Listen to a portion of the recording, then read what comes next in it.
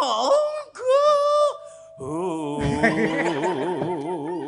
Kalau menjingak munter piye? Apa larase iki munggah sak wilah ya, Mas? Munggahane. Heeh. Tok gawe barang iki mau. Gulu menjingmu lho pindah ning cengel iki mau. Wes lawas anggonku. Nunggu. Iki wong bawa kok kaya wong lelaku ngono lho. Kok lelak. Mbok sing santai ngono lho. Apa ya rapi karo Mas Santoso ya? Pak Lurah. Lah ya Pak Lurah keras. Wes lah. Semene apa ya? Ya ora apa-apa. Wes lawas anggonku nunggu sliramu. Waduh. Nafase landung kok. Nek napas cekak mesti do medhot-medhot. Sliramu amung leledo. Lek nyuara lanang nyapa kok sikile sing tengen dijokne nyapa? Jerimpet-jerimpeti nek. Walah, biasa nyuara lanang malah kaya Pak Juwair kok lho. Pak Juwair ya becik hebat. Sesuk ade melu Pak Juwair lho. Iya. Sesuk bengi melu Pak Juwair lho kowe. Jane pelek. Aku ora melu-melu aku. Ngelingana rikala tinake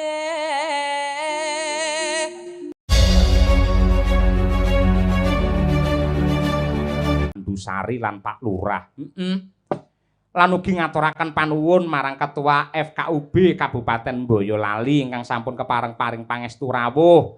Ketua MUI Kecamatan Teras, Kepala KUA Kecamatan Teras, mboten katalumpen sing tansah berkoordinasi kelawan awake dhewe nenggih Bapak Lurah Teras, Bapak Joko. Oh iya, ngaturake panuwun ingkang tanpa upama. Wis muga-muga sembada Kang Jinangka rahayu Kang tinemu basuki Kang KSD. Mula kanggo persembahan untuk wabil khusus dumateng Bapak Haji Arajimin lan ugi keluarga besar FKUB. Kula badhe ngaturaken langgam melati rinunce. Sumber keindahan itu adalah kerukunan. Melati adalah keindahan, rinunci adalah dipersatukan. Ketika kita mau bersatu, maka akan hidup dan indah dalam bermasyarakat. Oh ngono kuwi. Sing ngaturake sapa? Tak nyuwun pambiyantu marang Ibu Sukesi Rahayu, sarjana seni, magister seni, dosen isi Surakarta jurusan pedalangan. Diwiwiti saka bawa luwih dhisik mijil yen ora kleru. Oh ngono. Kaya ngono kuwi. Monggo Ibu Sukesi Rahayu sasana kula aturaken. Dados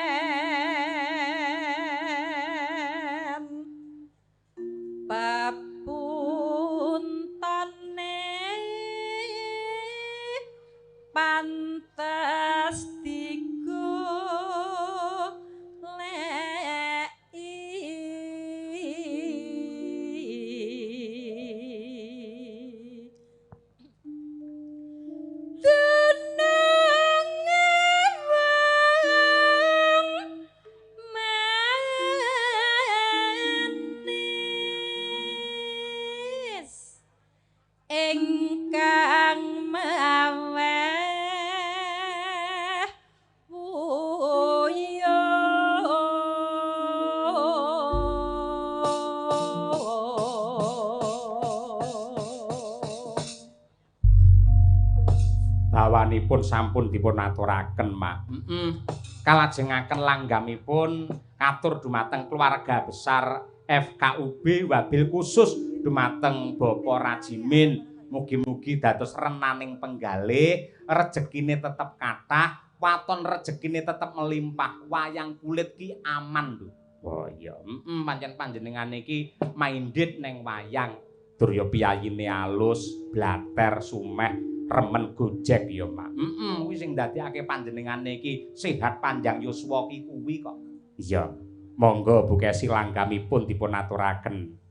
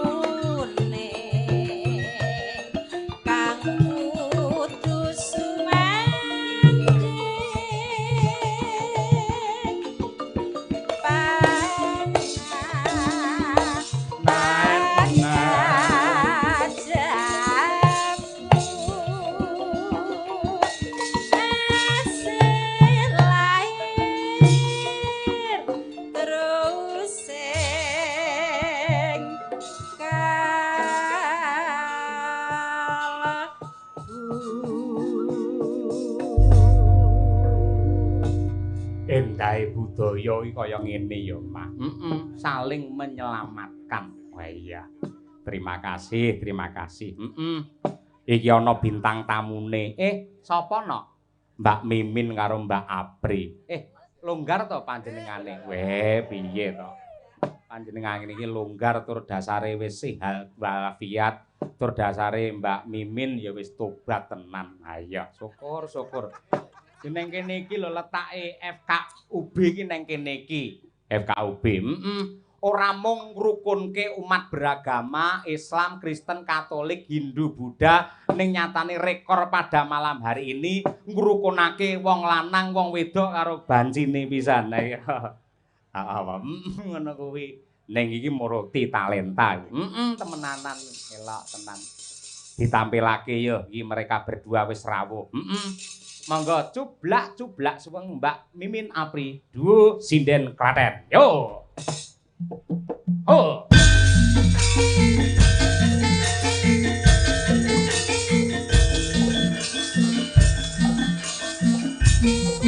Hai.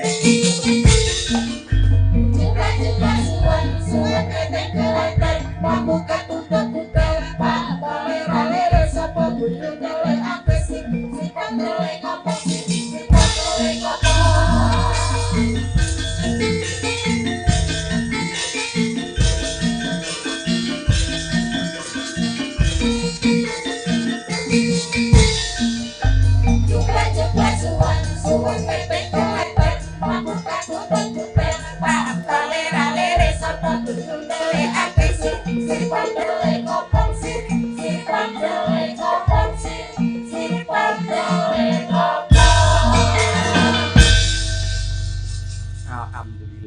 Assalamualaikum Mbak Apri. Waalaikumsalam, Mbak Limbuk Mak Cangi. Syukur. Sehat nggih Mbak Apri? Sehat menika nggih pangestunipun. Bidang saking Klaten jam pinten? Wow, jam 09.00 saking Klaten.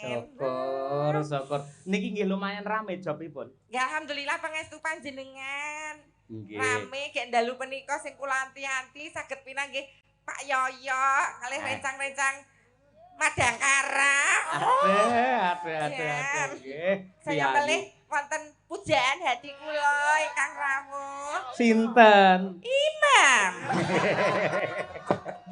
Inggih, syukur. Lah nggih to kapan. Jenengan tasih kemutan kalih kanca niku Nggih, lho. tasih ngoten. Wong nggih pernah wonten cerita masa lalu kok nggih. Ngaten to? Nggih. Pripun cerita napa? Nggih critane. Napa ditungi ngeten nggih. Oh, nggih critane rumiyin. Nggih. PKN niku rak nggih badhe saling kenal ngoten to. Nggih. Saling pun ajeng berpacu ngoten to. Niku PKN. program dari FKUB, kerukunan lho niku. Nggih. Saling kenal niku. Nggih. Lah kerukunan lho. Gandeng kula niku rak nggih dilindungi kalih FKUB lho. FKUB menika rak nggih melindungi untuk kekerasan anak lho, nggih to. Nggih. Lah kula niku sire sak ajeng dianu Mas Imam, tujune kula terus dilindungi FKUB. Mas Imam terus gelo. Kae lho Lek, Mas Imam. Rumangsamu kok nyun sewu karo ngrokno yoga-yoga rada melek sithik tok godho, yoga melek sithik tok godho. Aku iki lho paribasan MOU ku nek nderek Pak sing penting kula gelem nderek dalang sapa wae. Waton yoga-yoga ki aja ngantek nyinggung rasaku, aja ngantek ana sing demeni aku. Lah ngapa? Aku artis populer lho. Nek karirku hancur mergo aku konangan gendaan karo yoga apa ora? Pamorku hancur. Telek wong suweke kok dadak, tuweke kok dadak.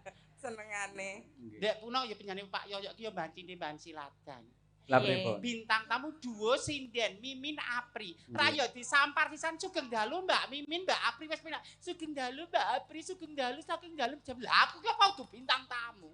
Tak kira niki mau dereng sekedar Mbak Apri jenengan mang mriko Mbak.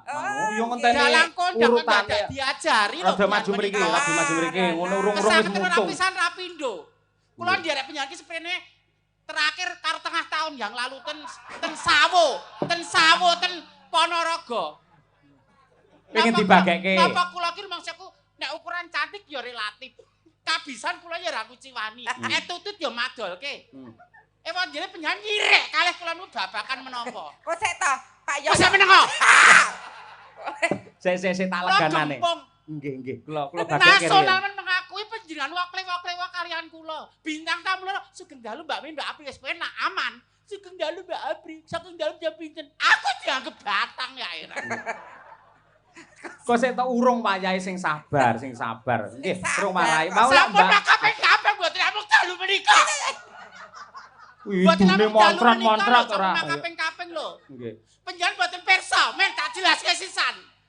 Kok sik tok. Bapak Dokter Andi Rajimen, Bapak Haji Rajimen nganteni. Pokoknya bintang tamu sebae emoh njaluke Mimin direwaki salat malam. Ketemune Mimin. Ketemune ora Mimin, Sukimin. Kok tekan mriki penyan kok. Kedap kula bagekke. Sajak tambuh Ngaturaken sugeng rawuh dumateng ingkang winantu ing pakurmatan Mbak Apri sugeng rawuhipun nggih Mbak nggih. Sugeng Dalu Pak Yoyo. Nggih. Sami sehat nggih Mbak Apri nggih. Sehat Pak Yoyo.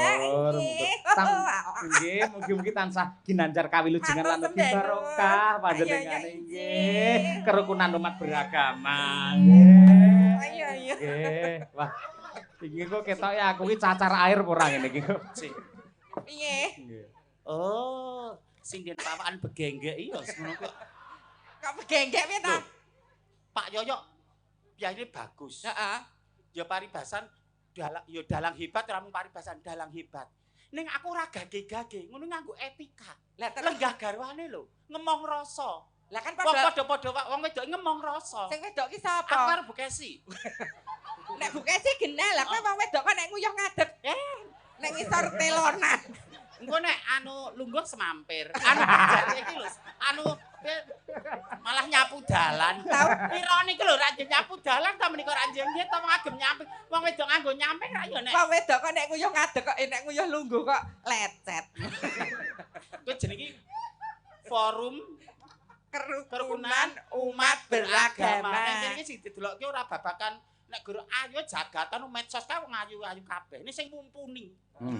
Lah ya toh ditintingi. Mumpuni ki ono kriteriane. Nika Pak, oh nika gur menang ayu tok.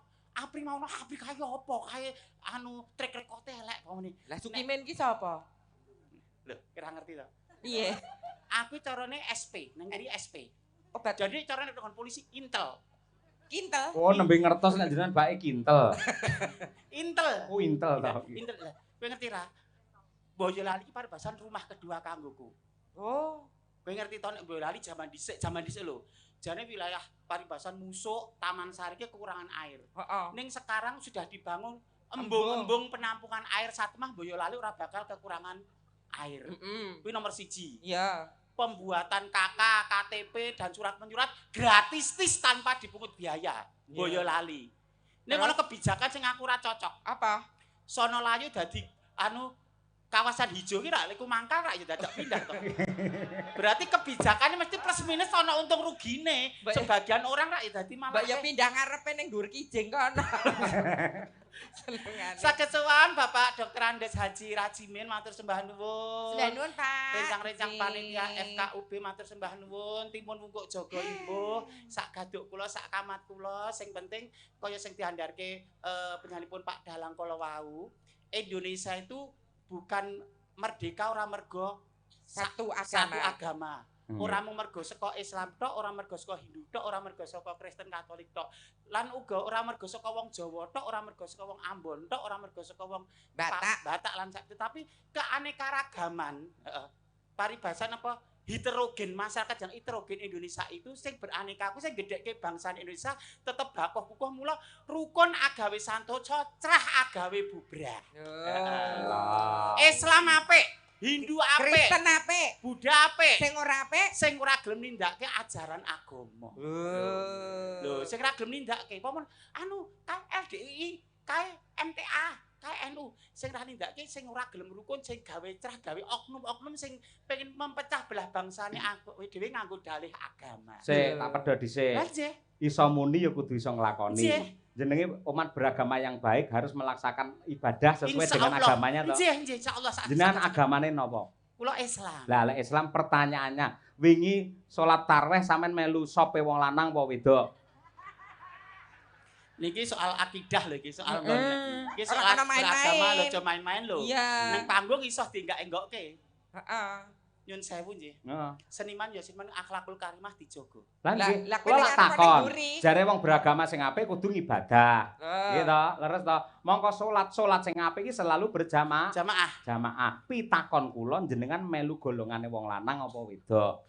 Kula pas salat tarawih wingi, nggih to. Nggih. Ten sop kakung nek pas dum-duman jaburan nglumpuk ngen wedok. Lah nek kan wis bar salat, wis Nek aku ben ra bingung, aku ning tengah-tengah kok lek. Ning nggon pas sekat kae. nek sekat malah gor indek-indek ora ngibadah kok le jenenge kok le. Pembangane bingung. Almarhum mbokku iki kan aliran kepercayaan Sabto Dharma. Heeh. Beliau itu nek Napa-napa, Mbak?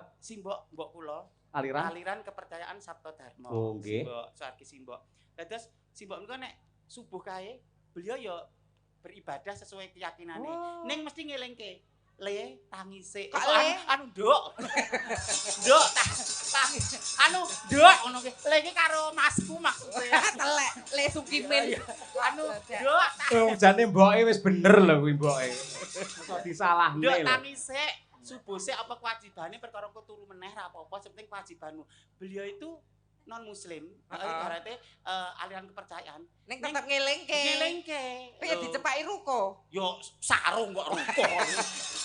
Jare nduk. Intinya apapun agamamu, dimanapun kamu berpijak, rukun kuwi tetap kudu diutamakan. Pokoknya tetap bersatu dalam bingkai negara kesatuan Republik Indonesia. Salah NKRI satune harga ngeten mati. Mbak Mimin Mbak Nggih, Apri. nggih. Ini kok pengalaman kula pribadi. Nggih, Mboten kok buka wirang utawa sejarah niku mboten. nggih, Ning kula aslinipun lak muslim. nggih, Nggih. Bukesi rumiyin menika non muslim Hindu. nggih, nggih. Nggih, akhiripun purun mlebet wonten Islam. nggih, Ning bapake, ibuke ngantos sepriki tasih Hindu. nggih. Ning gumun kula Pak, Ibuke Bukesi Mara sepuh kula sangat toleransi. Angger kula sowan wonten dalemipun Tulungagung.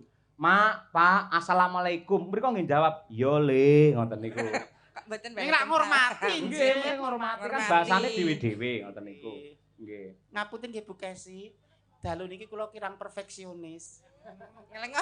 Nek masalah muka kula lidangan pun maksimal pun totalitas niki nggih to. Anu cara sanggul nggih pun demes. Mung nyun sewu kebayak kula kecendaan nggih. Nek sing ra ngerti ra ndarani pamer gelang to wong sing ra ngerti lho Mas. Kecendaan banget. Nek sing wong sing ra ngerti sing wong iri dengki ra ndarani padahal niki mergo kecendak. Sing wong ra seneng iki aku ya gumun lho Lek. Ngerti lho. Gelang awet corona ngantek saya ini kok jek awet ra kadol ya. Menengo jenenge Sopi kok pati.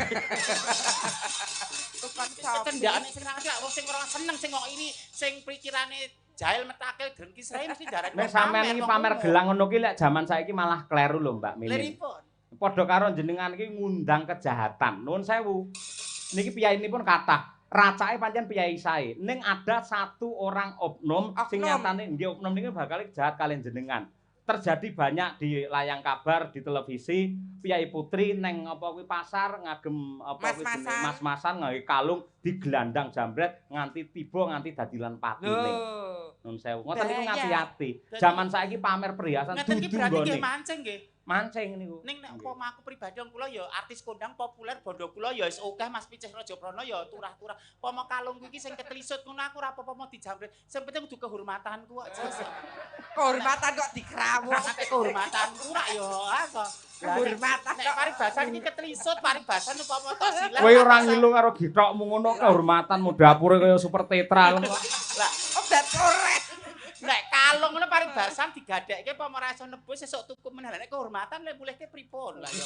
Pokoknya sesuk pokok men sesuk aku nek panitia ndawuhi riderku ora neka-neka. Riderku ora njaluk dijemput Alphard ora njaluk tempat hotel. Sing penting ada dua panitia sing antar jemput. Teras rono ki arah ngendi, Nduk? Nepen. Arah nepen. Lho ki rak ya rada ana bulak sithik to. Lah nek dian nganti aku lho, diaweng wong rene dibrusuk kene Tegalan. Ya kuwi sing mbok ajab to. Oh lah iya. Iya. Sing ngaturke panglipun. Mbak Mimin menika sowan Boyolali menika kados rumah kedua. Ngaten. Rumiyin saderengipun dados pesinden, Mbak Mimin menika berawal dari pengamen. Ngamenipun wonten Pengging. Nggih. Unggul Pengging. Lajeng pindah wonten soto Mbok Giem ngajeng SD Mbanaran. Ngajeng SD anu pirang tahun kan, Lek? 5 tahun 2009 sampai 2014. Oh. Mboten kula pengen ngerti penasaran. Sampeyan ketika ngamen niku lagune napa? Dipraktekke mawon. Ya. Piye ta, Lek? Maksud aku cerita ki flashback ki paribasan nek orang hidup ki berproses kristalisasi keringat lho ora kon praktek rayu aku malu. Ya ora apa-apa. Flashback ben eling jaman kowe nyambut gawe ning Bang Jo. April lambene elek. Novel aja ngatke rene. Alah. Ngerti ae ndi sing wegah aku konsentrasi mbok ranah pribadi ki ora tiba nang panggung ngono lho. Waduh. Lho kowe lho jajar nopali lho. Kaya nopalan ngeterke priksa mbahne kakung. Piye lagune apa mbiyen pas? Lagune pas ngamen. Iya. Ya ngangge melet-melet ngono kuwi. Nggih mboten, iki kula kalem to. Oh nggih. Dowel sukanya dowel nempel maunya nempel cowok zaman sekarang memang susah dipercaya. Lihat kening licin, lihat body mulus autadan. Lagu kuwi ana pituture. Pituture apa? Saiki harta, tahta dan ani-ani kuwi marake ganggu. Harga tahta wanita. Dari wanita salah satunya ani-ani pelakor ki mula lihat kening licin, lihat body mulus tak tahan. Setan iblis ki nggodhos dalane werna-werna. Nggih. Mboten. Jenengan pengalaman sing terburuk yang pernah terjadi. Setiap orang kan mempunyai pengalaman masing-masing. Mesti duwe pengalaman pahit. Kula ya duwe. Yang jenengan ketika ngamen ini pengalaman yang pahit napa? Pengalaman tau dirombong kae lho, Lek. Nek dirombong kae. Kae dibayar duit palsu ngono. Aku ngamuk, "Mas, Piye to wis dosa kok dibadet palsu aku ngono. Zaman aku masa jahiliyah, masa kebodohan yo. Ya ora apa-apa tak critakake wong arep ya yes ben ngono gitu. Lah wong kowe ya wedok palsu aku jenenge kowe. Ya wis dadi. Ya bener. Lah ya kono ya ngono. Was gobyos dosa ora entuk duit. Pengalaman terburukmu apa? Lah ya kuwi mau wis dibadet palsu kok. Ning mboten nate amit sewu dipun garuk Satpol PP niku mboten nate nggih. Nek digaruk karena gelut nate. Sampe iki gelut. Lah kula kan membela harga diri saya toh ceritane. Lah terus ditarik tapi ternyata cuman salah miskomunikasi aja. Oh. Nduk sesuk aja metu bengi ya wong wedok iki godane akeh. Oh nggih. Nggih. Mboten dituding-tuding disalahke ngoten mboten. Tapi diarahkan. Masukin nanti pipiring tindak pidana ringan. Wah. Jadi diarahkan kalian dinas sosial. Nggih. Terus kula diparingi redono kawan yuta. Nggih. Jaman semonten kula nggih tumbas mendo, tumbas wedhus niku dadi krembaka, mula kondang mimin blantik wedhus niku mergo kula entuk bantuan saking dinas sosial niku. Oh. Lah wedhuse riyen pas nyicil pertama lanang apa wedok? Kanci. Ya kaya juragan. Maksudnya ngene lho, Nduk, ilmu sing dipethik kuwi hidup itu berproses, ora ujug-ujug ongkang-ongkang lungguh krasa gumelan nanging berproses saka wit cilik ngono lho. Sapa ta sing ngerti saiki aku dadi artis kondang kaunang-unang sapa sing ngerti lho. Lah wedhusmu kae rak gembreke rak kaya wong wedok ta. Endek. Nggih kalih guyon kae panglipur ya, Mbak. Inggih. Sak menika panjenengan berdua ingkang trep kangge event ingkang dipun selenggaraken kalian FKUB niki kinten-kinten napa magepokan kalian kerukunan. Nggih. Monggo. Katresnan saged wong kerukunan niku lak jembar tebane to, Pak niku. Nggih. Wiwit saking skala kecil saking keluarga, rukun karo anak bojo keluarga, karo tangga lan sak piturute. Nggih, leres. Pinong jangan ngedrop, Nduk, santai aja. Ngedrop karo sapa? Kali kula kok ngedrop kok ngoplok. Santai ku tak mong to ning sadar. Ngerti pasuryanku kok ngedrop. Kalah ayu ya. Lah ya ayu kowe ning kadang kan ngono ki mental membawa. Dadi ayu wis semangat tekan panggung ana bintang tamu kondang terus kowe ngedrop ngono ya iso to. Pinong ki gumun. Napa? Bintang tamu kok kisut ngono. Iki ora kisut glodoki. Kok nek wayahe apik rak ya apik. Iki kok wis 3 tahun ora apik-apik. Nggih. Menika rak nyarengi hari Paskah nggih. Leres. Nggih, ugi mengucapkan selamat hari Paskah bagi yang menjalankan merayakan hari Paskah. Toleransi tetep ya, Le. Enak. Iki diaturke napa? Tembang kangen nggih nambani kangenipun panjenengan berdua sing nyatane rumah kedua jarene wonten Boyolali mriki. Nggih. Pun bawani riyen. Bawanipun pangkur mawon nggih. Wah nggih. Apa lho ra disebut ora ono rekoso aku meneh. Lah nggih to ya bener kita saling melengkapi nek salah gebablasan nak ya rekoso aku to. Aku saya tua pengine menep mung srawung terbebani dengan apa telek. Kangen ku tanpa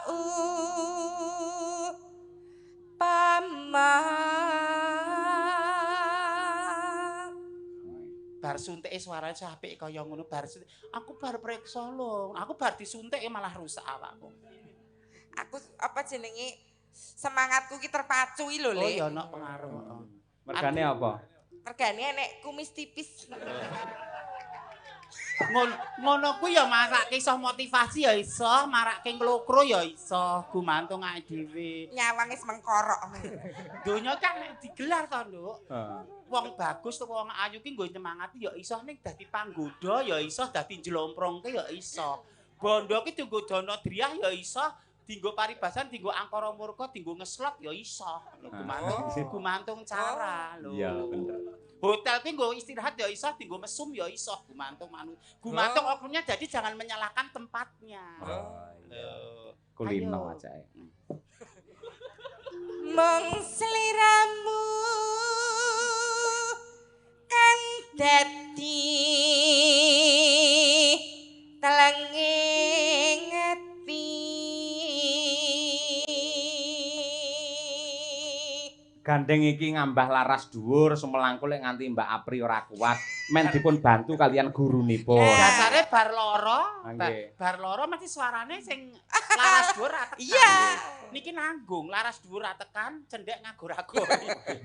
Gumun. Rene pilihane kuwi. Lah nggih, lar ngomong lah. Nggih. Mila jenengan sing nutupi. Niki gur menang rai karo awak permaan kok nek ra dipermak awake raine ra madol. Besok ketoke le munggah swarga gur gelunganmu kok le. Lambene nek omong jan. Nyepelek. Ayo. Nonano. Ayo, Mbak Mimin. Tilinganipun Kang. Rada budet wis tuwa.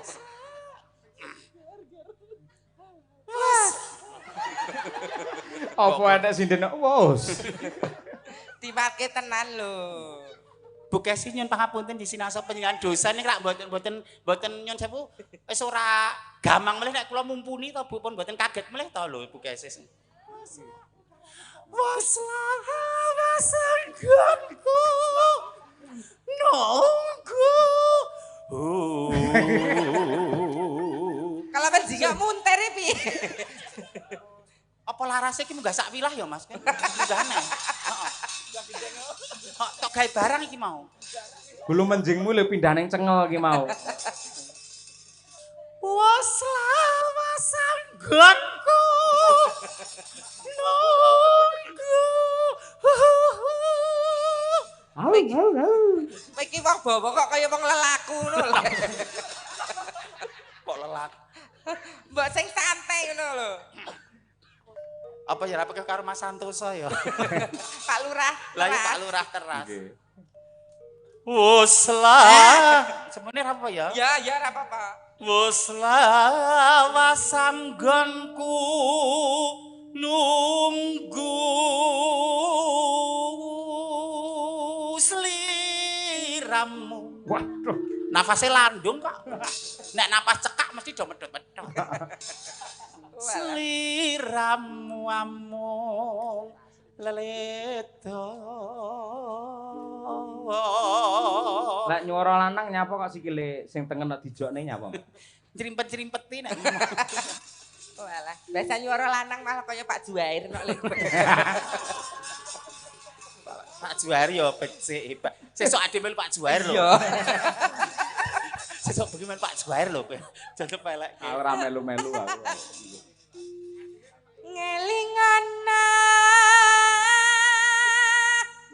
rikala tinake pengkar sliramu nate ngendika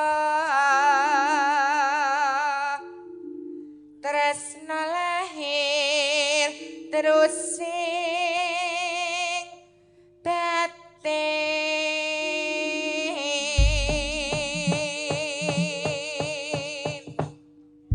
Kondange lak Mbak Mimin niku gurune Mbak Apri merga luwih senior. Gandeng panjenengan kekalih wae lak sampun nembang gantian.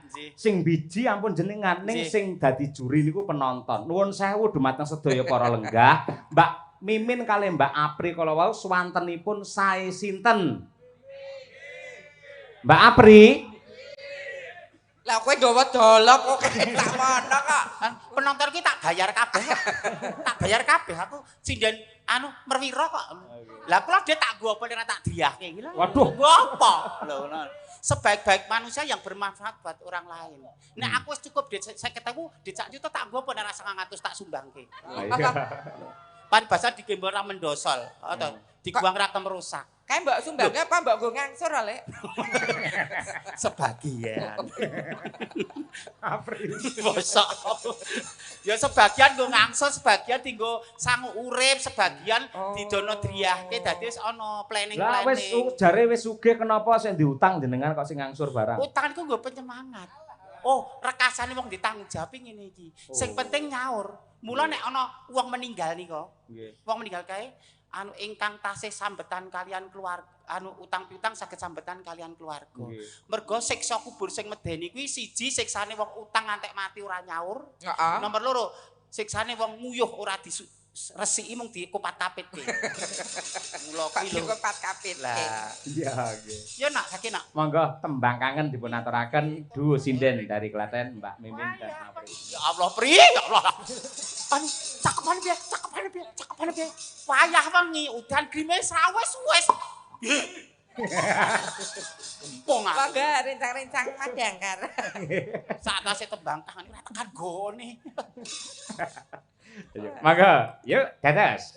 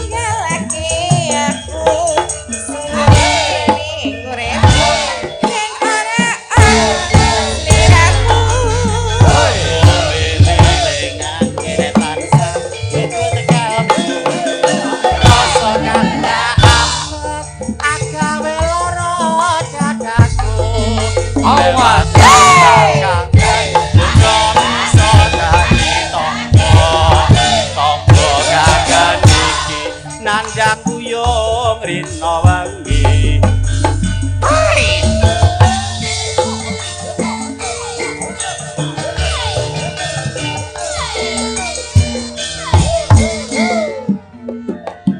Asik.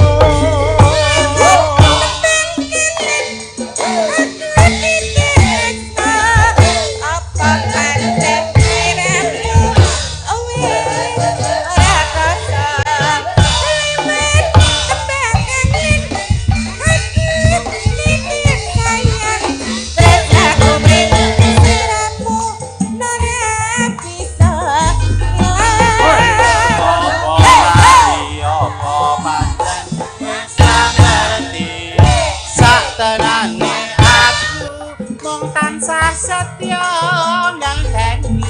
ngandani balene endah manis sing sempurna lewat kembang kangen iki wujud tresnanku.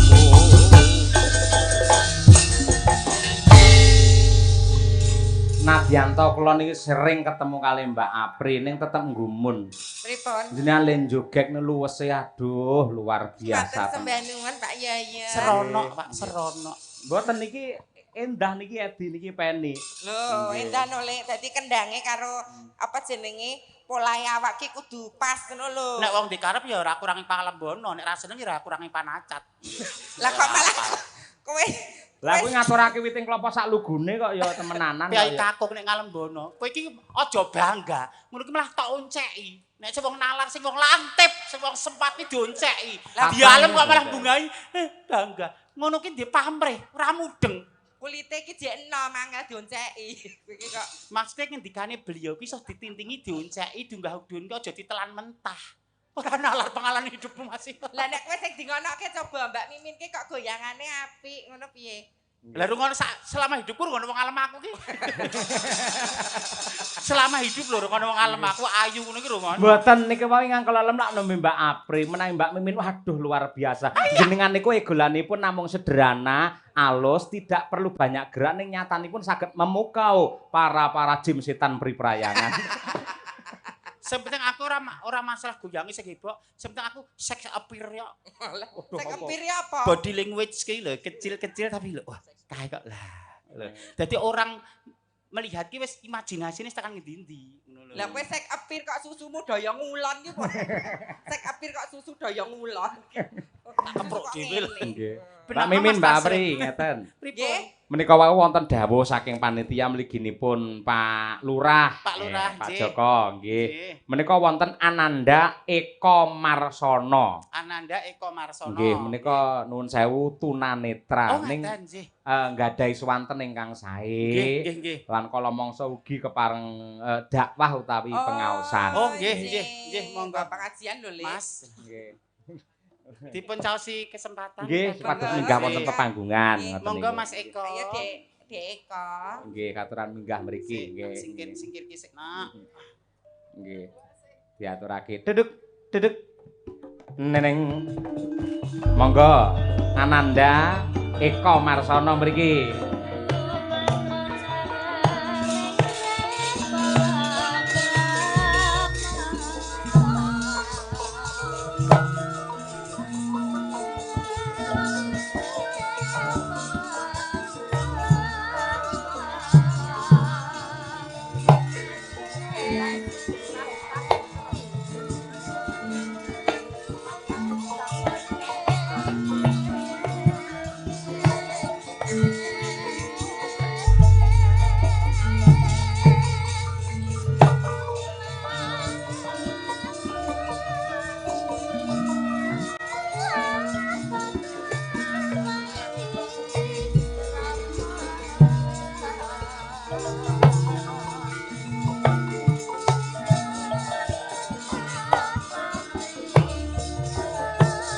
Mas balik.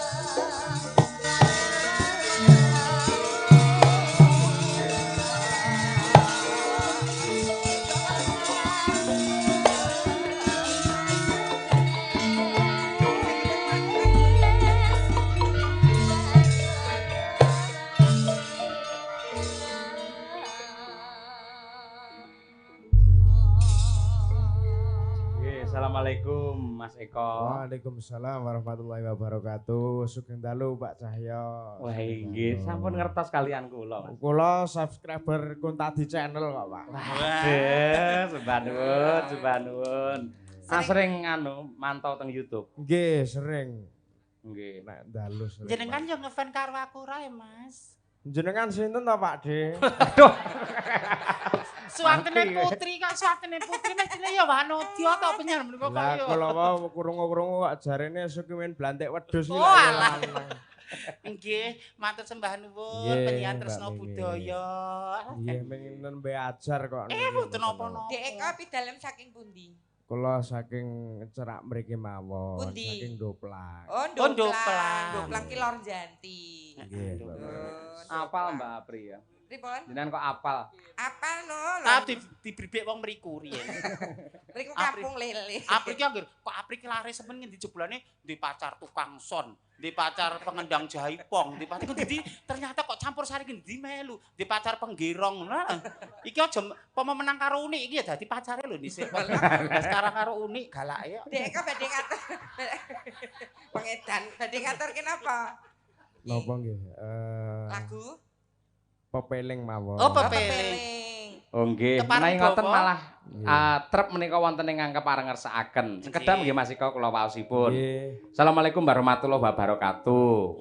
Saking kula bala dhewe yang kakung Mbah Umar katur kidalang ing pakliran menawi dipun keparengaken wekdal sakmenika ing limbukan nyuwun pepeling Slendra Sanga. Nggih. Kalian lagu tawi tembang titipane anak putu pelok barang. Nggih. Menawi ngangge bawa wonten piyantun ingkang mbawon nggih ngestakaken dawuh matur sembah nuwun. Menika ngersakaken pepeling trep menawi ngaten Mas Eko Marsono. Mas Eko. Bawa ya Dek Eko. Nggih, bawa ngidul karo bojone. Walah ndagel lho senengane. Bawa ki lah.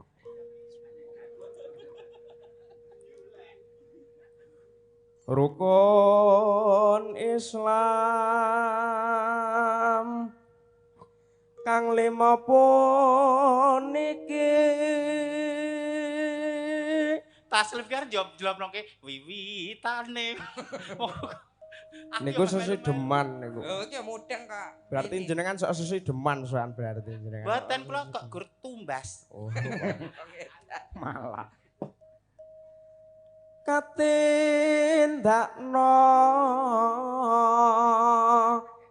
mring para sesama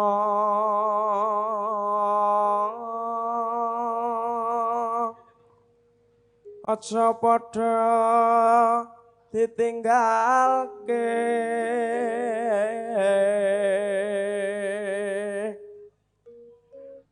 rukun lima pun niku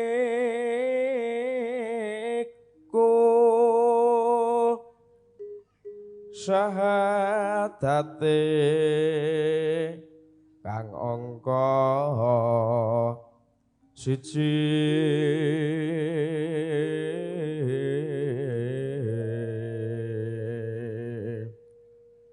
kang angka loro salat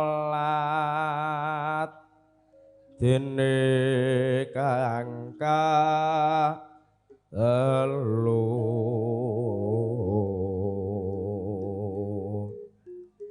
Ramadan nindakno poso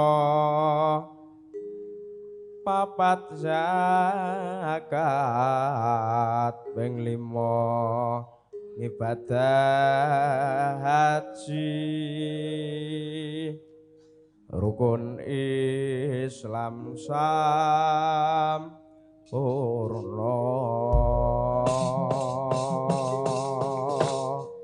para lenggah nyuwun tepuk tangan kagem Mas Eko Marsono luar biasa. Luar biasa. Sanget. Sak tembangipun. Nggih. Oh, Nggih, mangke sesarengan kalian Mbak Mimin kalian Mbak Apri lan ugi Sinden Madangkara. Siap. Monggo dipun aturaken pepiling karya Abdi Solo Ki Anom Surata mugi tansah ginanjar seger waras lan ugi barokah panjang yuswa. Amin. Amin. Monggo dados.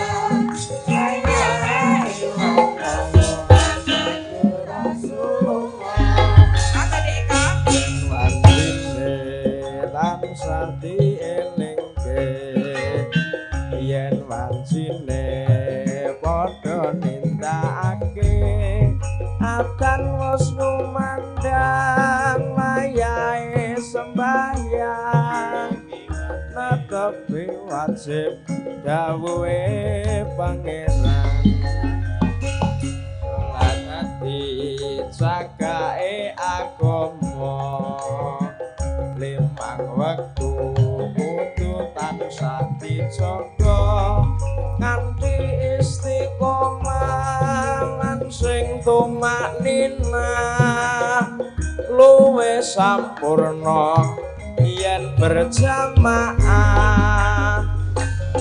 subuh zuhur lan asar salat sayekti ngadohke tindak mungkar maghrib lan isya jangkepe prayogane ditambah salat sunahe sesembrono iku perintah agama ngelingono ning donya mung sedhela sabar lan tawakal pasrah sing kuwasa yen kepareng besok uga suwarga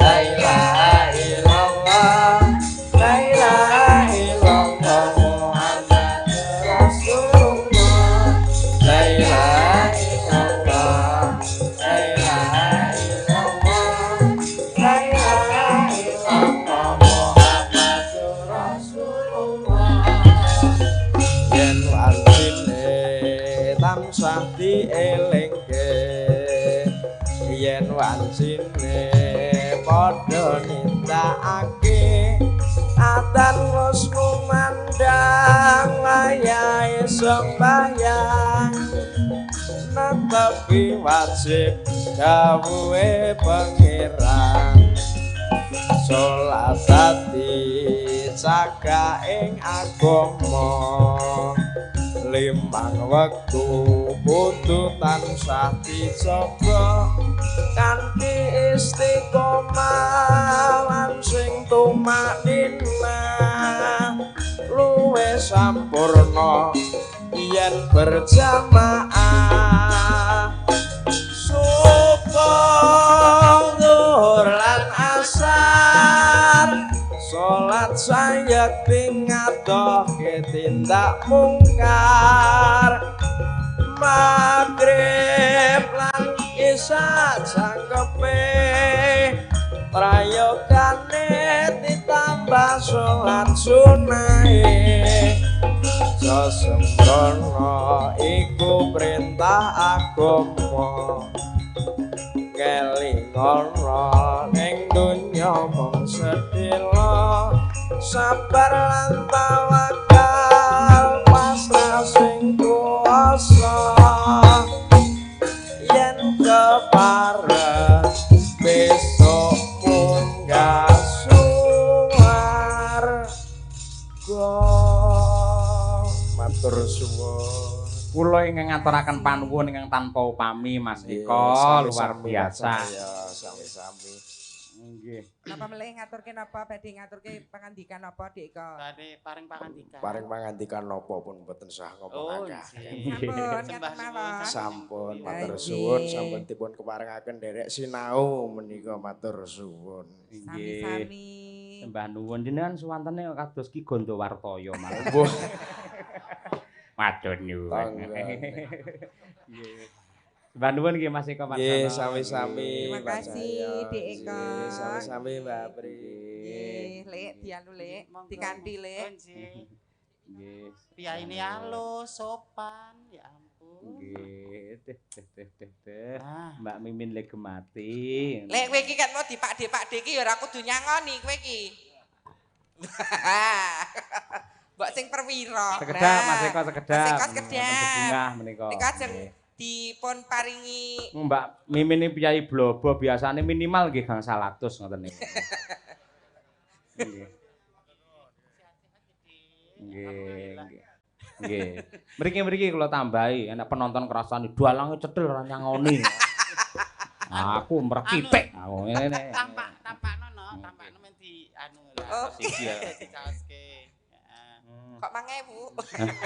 Pak Yoyo kok ngomeni 1000. Men rambut gak muda tampakno terus dicaoske, Dik. Iki nek rambu rangkung kok. Ah lho, Bu Kesi Pak Yoyo mesti diwilu-wilu senengane kok. Lah lambene. Lah to omonganku ra lidok to tenan. Menika dipun tambahi saking Pak Cahyo Kuntadi. Matur suwun Pak Cahyo, matur suwun mugi-mugi berkah barokah. Nggih. Mas mangdongakne kula sehat panjang umur Mas Eko nggih. Nggih, sembah nuwun, luar biasa. Kayak ngoten niku gek Mbak Mimi nyangoni, Pak Dalang nyangoni, Pak Lurah ki gek ya nyangoni ra ya. Sampeyan aja nyerempet-nyerempet, Pak Lurah iki seksi sibuk ning kene apa-apa Lho kenapa diayai. ditenggani teng transit tak Pak Lurah lho. jagongi aku wis sak ngono.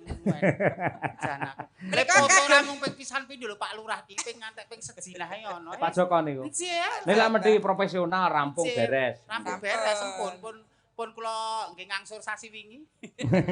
menika kangge perwakilan para kadang kepala desa. Nggih. Menika wonten Pak Santoso, Pak Kepala Desa Teras.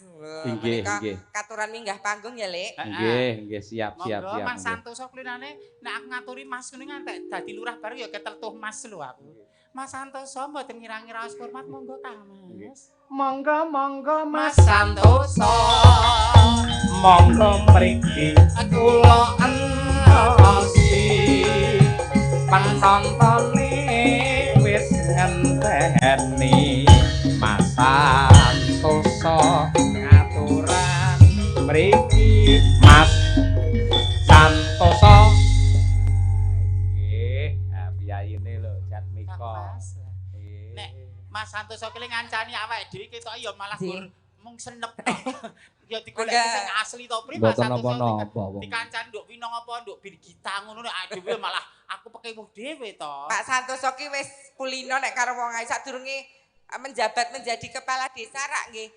Pranoto Coro ya MC campur sari ya madeg campur sari. Lah ya lah niatku seduluran nek Mas Santoso terus nyaman karo aku rak ya aku malah anu. Telek min. Lho nyaman iku nyaman berkomunikasi. Nyaman le komunikasi. Ngono lho.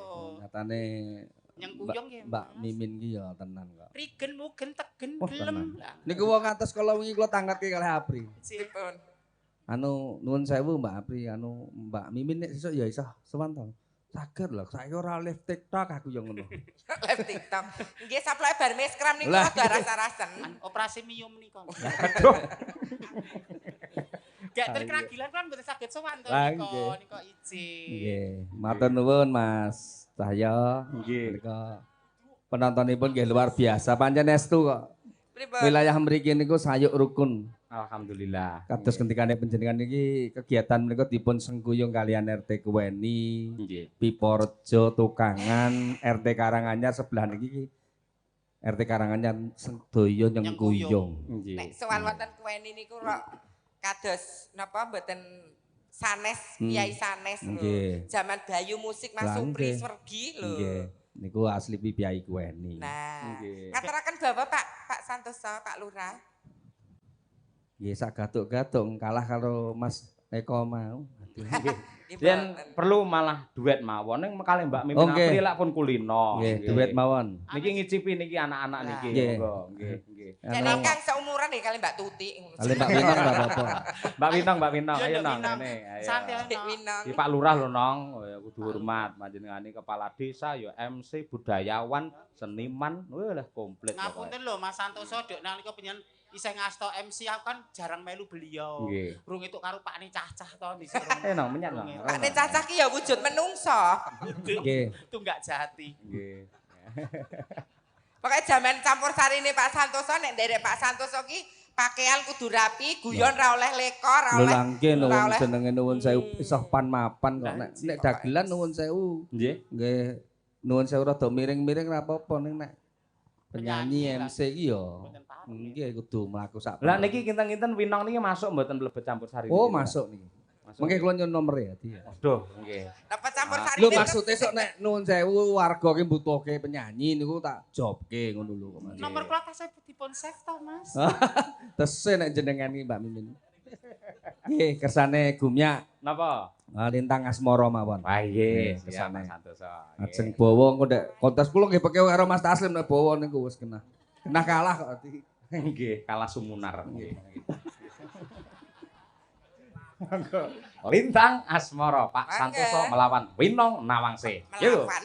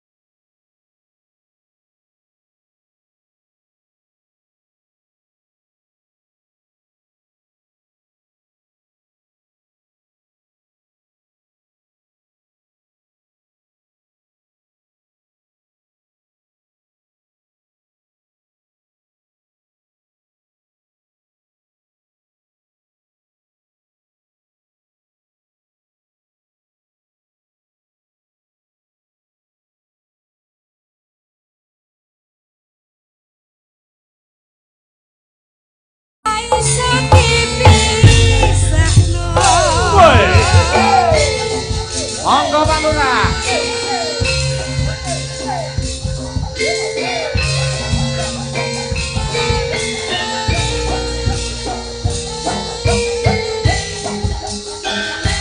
Ayo rukun, kompak selalu warga Kweni, Randusari.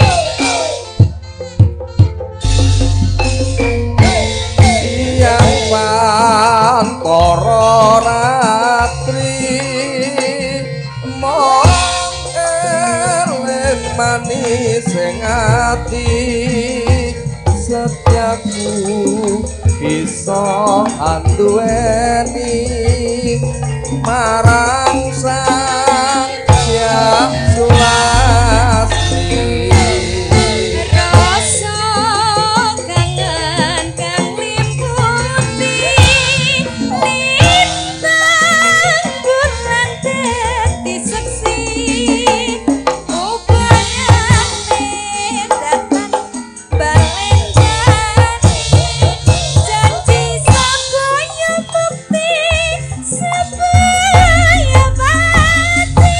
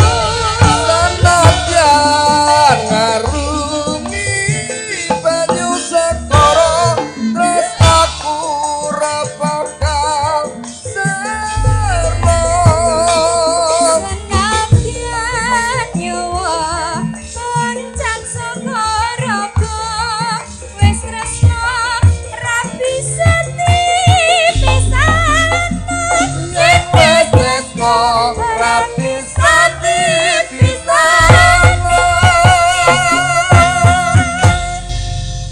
Matur nuwun. Lepatipun pangapunten Mas Yaya. Nggih. Monggo pun lajengaken. Sembah nuwun Pak Lurah, Pak Joko ngaturaken panuwun ingkang tanpa upami. Pak Santoso. Pak Santoso nggih, nggih. Nggih sembah nuwun. Nah, saya genti niki nggih genduk Birgita. Ya, iki. Kita. Gandeng jaman sakmangke niki lagi tren jaman jadul. Nah, nggih ngaturake tembang-tembang ingkang radi jadul. Napa? Salah satunya adalah tambal ban. Oh, Nah, tambal nggih, ban. nggih. Ugi ngaturaken panuwun dumateng para kadang-kadang penggemar wayang saking Wayang Mania Community WMC ing sampun kempal manunggal wonten ing kuweni mriki sembah nuwun. Siapapun dalangnya yang penting tampangnya. Wayangnya nggih, nggih. Makasih, nggih, nggih. Iki nduk bir kita ki Dalah. gayeng regeng karo deterjen gitu. Wes. Ayo saiki tambah ayu, tambah ayu. Ora apa-apa nok ngono dadi motivasi. Pripun, Oh, Kak? oh, semakin di atas itu pancen angin saya gede. Nggih, Oh, berarti- selalu dibanding-bandingkan dengan yang lain ndak apa yang penting semangat ora nyalai wis bismillah ya nok. Nggih. Kaya aku kasing do serik disantetnya kan Gusti Allah saya berkendak kun payakun dadi lan sehate. Oh, Kowe nggih. nyantet kowe Matur jabrak nuwun, nggih, apa? Mas. Yang Jenengku nyantet kowe wong- mumbul menjilot terus do serik to. Demite iki kowe kok mahal. Weteng isine lading, Iya. gorok, silet ngono kuwi kok. Lho kowe Ngono ngerti ya, nak Mas? lho. Weteng isine lading, gunting, silet, lho mlondoke gur separo. Sayane silet. Kayane silet. Yo, Tambal ban, diaturake nggih. tambal Oke. ban. Yo. Yo. Maka bersama Madangkara. Yuk, kecos. Oh, bertiga joget.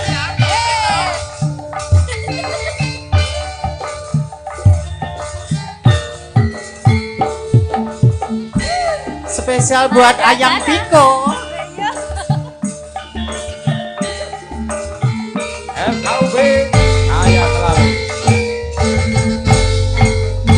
Aku iki tukang tambal ban, uripe sak dalan-dalan, golek pangan, duit sing halal, wayah pas sanggo sandang lan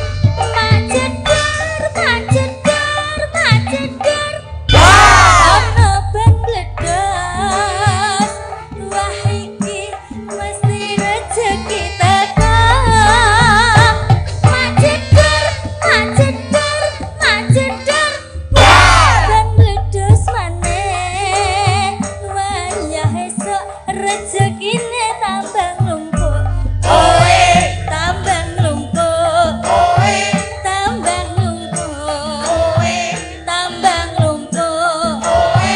tambah numpuk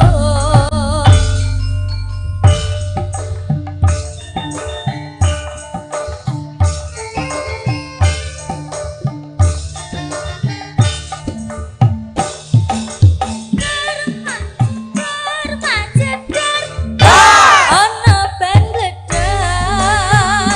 wah iki mesti rezeki teko majedar majedar majedar pecah maneh sesuk rezekine tambah numpuk Oe, tambah numpuk oe, tambah numpuk oe, tambah numpuk oe. tambah numpuk Terima kasih Mbak Birgita Ayu Mitin saking Kota Tahu Kediri. Nah, Saiki Kediri. nggih, Lembang semangat. Lululut. Iko. Majedar, majedar. Story ini angganu fitness wong loro. Wong loro. Lah kesehatan ki penting mergo Penting. sinden lah gaweane iki lenggah Bar terus. fitness toh, terus Mbak. mangan mie ayam ngono lho kok. Bar fitness ya mangan mie ayam apa-apa. Kok do pikirane mbok do Bar fitness kok makan mie ayam. Saoto. Karo bideh. Mbak Mimin, Nggih. Mbak Apri, napa ta sebabe kok ngaturaken tembang-tembang kaya jadul napa Nggih. mawon diaturake untuk membuktikan bahwa gamelan Indonesia Nggih. niku pancen sangat fleksibel, sangat luwes, sangat luar biasa. Wah. Buktinipun napa nggih nggarap napa kemawon saged. Saged. Nggih. Niku. Dangdut dilebokke gamelan ya masuk. Masuk. Loh. Keroncong ya masuk, apa-apa masuk no. Nggih. Luar biasa endahe gamelan ki nggon kuwi lho, Le. Nah, Nggih, mila saking menika gandeng menika ingkang dipun kersakaken lampanipun radi panjang Mbak Mimin Mbak Apri. Nggih. panipun. Panjenengan saged istirahat. Nggih. Kula tak ngaturaken gelaring crita. Monggo. Nggih. Ya nduk, rerakit bebarengan. Monggo tak dherekake, Mak.